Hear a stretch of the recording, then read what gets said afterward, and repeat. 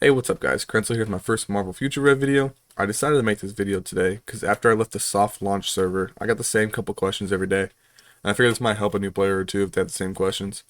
With that being said, if you enjoyed the video, don't forget to drop a like, hit the subscribe button. It really helps the channel grow, and let's get right into it.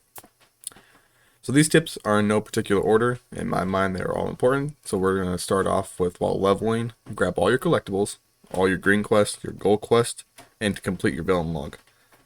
Now the reason this is important because completing the activity log will give you a significant amount of squad XP and gold.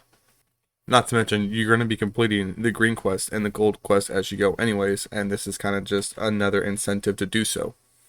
I typically go back and finish the villain log once I've hit a point in the story where I can no longer continue because of my squad rank. So I'll go back to areas that I've already done all the quests in, and I'll finish off pretty much the entire villain log too, to get that little bit extra squad rank. Now it's going to take some time to fully finish the activity logs for each section, as you need to kill prime targets and you need to kill most wanted. You're probably not going to do that within your first couple days unless you're killing most wanted all day and just kind of hoping for prime targets to pop up.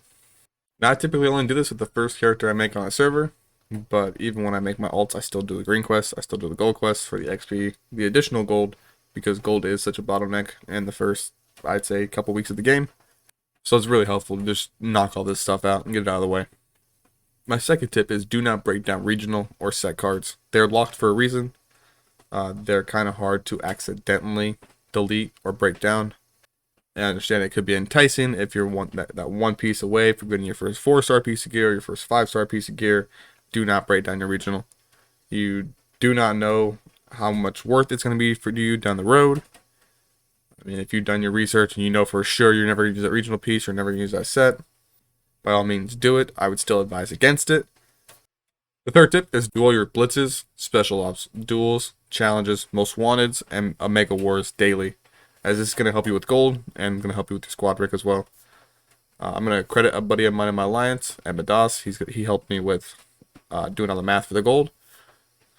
Your daily blitzes, you get 238k if you run all the blitzes 3 times. Most wanted, you can get that 50k option for completing it all.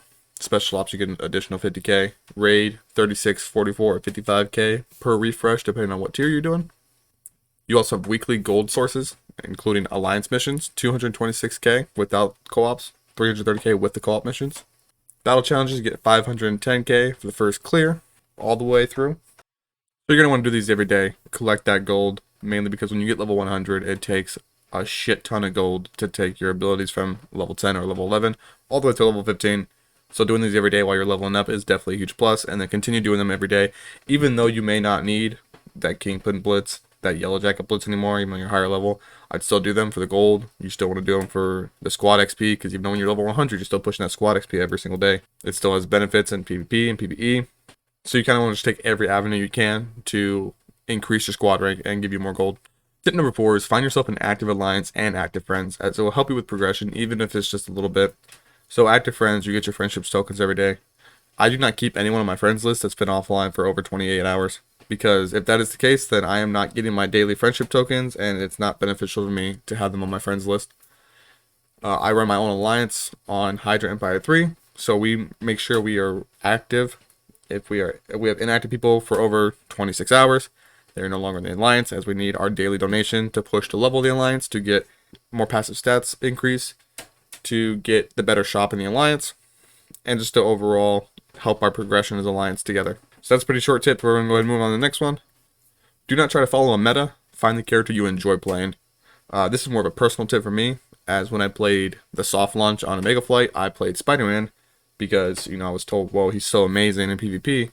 Now, as that may be the case, I personally ended up hating Spider-Man after like 4 weeks. That does not say Spider-Man's a bad character, he just does not fit my playstyle. For me, after a couple weeks, I just no longer enjoyed the character anymore, and it was kind of hard to enjoy the game. And it was kind of hard in my head, to be like, oh, now I gotta level a whole new character to level 100.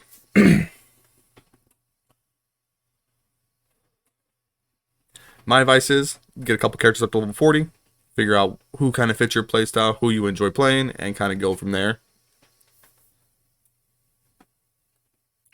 Which kind of rolls into our next topics. Alts. You're gonna want to level alts. Even for me, somebody who came in to global launch on a new server and did a significant amount of whaling, I still did not beat the campaign until my alt was level 65. It pushes your squad rank. It does help you with gold a little bit, depending on how much you're investing in your alt. I invested very little into mine, and a lot of my gold went back to my main, along with a lot of the gear. Any potential boxes I got from the campaign also went to my main. So it's very beneficial to, switch up the character, level 1 or 2 alts on the side. If you're free to play, you might be pushing your alts a little bit higher than people that whale a little bit.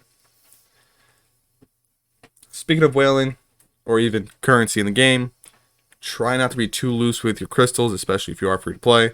There are some specific offers in my mind that I would recommend buying, but you don't want to just throw your crystals to the wind. Using them at max level to refresh raids is hella beneficial compared to maybe, getting one squad level for a 1200 crystal package, which I understand. I did that all the time leveling up, but I also buy crystals when I'm low. If you are free to play, I do suggest be smart with your crystals. If you need some advice, ask somebody who's a little bit later in the game how you should be spending them. Specifically, one of my favorite things for the crystals, at least for a new player, even as a free to play, and especially for someone that's spending a little bit, the 2000 crystal offer for the full 4-star costume, in my mind, is insanely good value. So just try to be smart about your premium currency in the game. Moving on to our next tip, what kind of played into one of the tips from earlier, is kill your most wanted and kill your prime targets while in the open world every single day. You can kill 7 most wanted in the open world for 1 to 2 cards, ranging between 1 and 2 star every day. So at the very best luck, 2 2-stars times 7, you're getting 14 2-star cards every single day. Prime targets are a little bit different, as it really depends on how much damage you're doing to the prime target when it's killed, but it's still very beneficial. Even if you only go up there and hit it once while other people kill it, you're still getting some sort of reward from it. So our next tip is breaking down badges. I personally don't keep anything under 5 or 6 star, but I suggest keeping 4-star as well for newer players. Within a couple weeks of being max level, you're probably not going to be keeping 4 stars as much. You'll probably only have like 5 and 6 stars, as if you're doing your blitzes every day, you're going to have full sets in no time. When you're breaking down blitzes, I personally prefer to do it within my bag and break it down for particles and gold, but I know people that do take them to the convergence box and extract them. For me personally, the convergence box isn't great value, so I'll continue to break it down within my bag. And our last tip for this video is do not waste your potential. It is scarce leveling up. Find out what your character benefits from the most and spend conservatively. Now, this is an issue I had at soft launch. I literally just maxed out every single thing I can when I could. I believe you get it level 20, 40, and 80 is when you unlock the next tiers. Me personally, like Captain Marvel, I was spending kind of crazy with it at first, just because I knew like if it came down to it, I'd probably just buy another offer for potential. And I wanted to speed up my leveling as much as possible. Now, what I would suggest doing is there's 3 categories. Find out what benefits your character, max 1, wait until you hit level 40, max your next category, wait until 80, and then go from there. Now, I did mention this earlier in the video. As you're leveling up, you get these little purple potential boxes that have, anywhere between 20 and 50 potential in them.